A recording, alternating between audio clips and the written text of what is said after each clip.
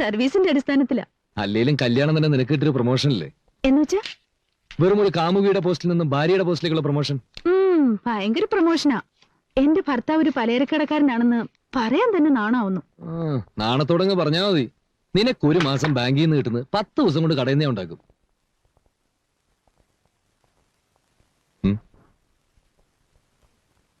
ചേച്ചി എങ്ങനുണ്ട്? എന്നോട് വലിയ സ്നേഹ. എന്തേ? ഒന്നുമില്ല, സോപ്പിട്ടൊക്കെ നിന്നോണം. ഏയ്, ചേച്ചി പാവാ. ഡോക്ടർ ആവാൻ കഴിയാത്തതില് ചേച്ചിക്ക് വലിയ വിഷമമുണ്ട്. ഡോക്ടറോ? ആരവരോ? ആ, പഠിത്തത്തിന് ഒരുപാട് സമ്മാനങ്ങൾ കിട്ടിയിട്ടുണ്ട് അത്രേ. ഓ, അപ്പൊ ചേച്ചി ശരിക്കും വെച്ച് താങ്ങുന്നുണ്ടല്ലേ? വെച്ച് താങ്ങുന്നോ? എടി മണ്ടൂസേ, കല്യാണം കഴിഞ്ഞ് പിന്നെ ചേട്ടൻ എന്തുമാത്രം ശ്രമിച്ചെന്നോ ഇവരെ കൊണ്ടൊന്ന് SLC ചെയ്യിപ്പിക്കാൻ.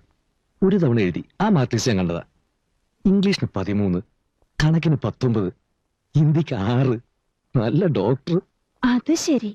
നീ ഒന്നും ചെന്ന് അവരോട് പറയരുത്. ഏയ്